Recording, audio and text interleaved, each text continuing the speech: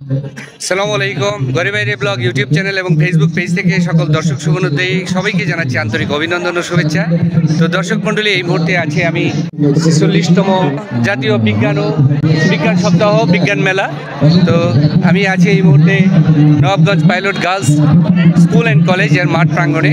তো এখানে হচ্ছে আন্তঃ স্কুল অর্থাৎ নবাবগঞ্জ উপজেলা পর্যায়ে যে সকল স্কুল রয়েছে, স্কুল এবং কলেজ রয়েছে, এই সকল প্রতিষ্ঠানদের অংশগ্রহণে বিজ্ঞান মেলা অনুষ্ঠিত হচ্ছে।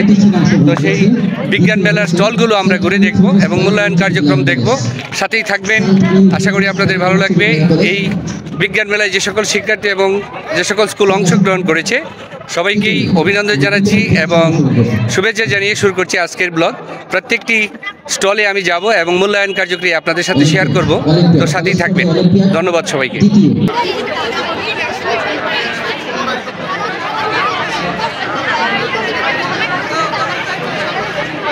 রোবটটা ডিজাইন করা হয়েছে আমাদের দেশের বর্তমান প্রেক্ষাপট বুঝে। এই রোবটের পিছনের অংশে রয়েছে পানির ট্যাঙ্কার, সামনে আইআর সেন্সর এবং ভিতরে রয়েছে আর্ডিনো উনো, যেটা আমাদের প্রোগ্রামিংটিকে সেভ করে রেখেছে।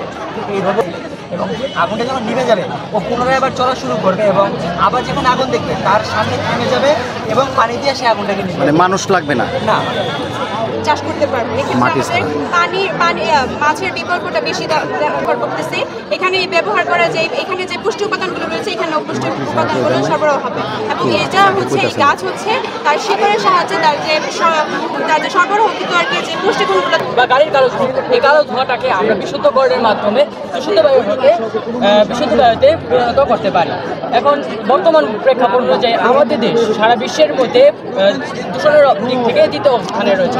এরকম এখানে লিঙ্ক, এখানে লেড, জিঙ্ক, তারপর কার্বন, এই ধরনের কিছু যদি থাকে তা এখানের জড়ো হয় আমাদের যে বিশুদ্ধ বায়ু আছে সেটা পাবো। আমাদের প্রজেক্টটা যেহেতু ছোটো তাই এখানে আমরা দামি কিছু ব্যবহার করতে পারি, শুধু তুলোতে দেখেছি। কিন্তু এটা যদি আমরা বাস্তবায়ন করতে চাই, আচ্ছা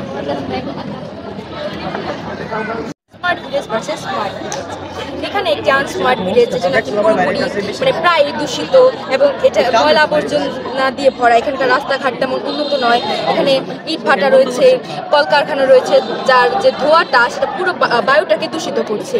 এবং এটা কিন্তু ভাঙা এবং এখানে যদি অ্যাসিড বৃষ্টি হয় তাহলে কিন্তু এটা মানুষের জন্য অনেক ক্ষতিকারক এবং এখানে কিন্তু মানুষ বাজার করতে আসতে পারবে না। এবং এখানকার যে ময়লা দ্রব্য এবং যে পচন দ্রব্য আছে হচ্ছে ভার্টিক্যাল কার্বাইড আর এটা হচ্ছে ক্রায়োসার্টিফিকেট।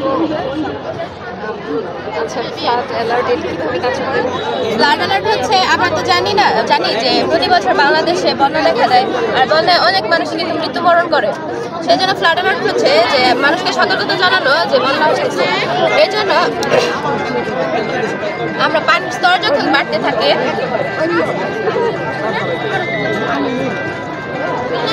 এই যে পানির স্তর বেড়ে এখানে যখন লাইটটা জ্বলবে এর মানে হইতেছে যে পানি ধারণ ক্ষমতা বাইরে যেতে পারে। এটা একটা মানে সতর্কতা জানিয়ে দেয় প্রথমেই।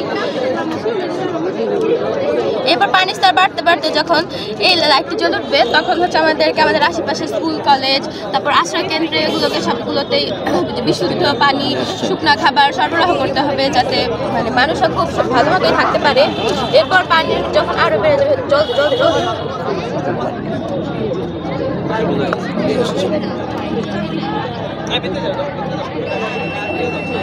এই অ্যালার্মটা দিবে তখন পুরো এলাকার মানুষ মানে অ্যালার্মটা শোনার পরেই স্বাস্থ্যকেন্দ্রে চলে যেতে পারে। এটাতে মানুষের মানে মৃত্যুবরণ করবে না। এটা কি পানি বেড়ে যাওয়ার পর তারা অ্যালার্মটা বাজবে?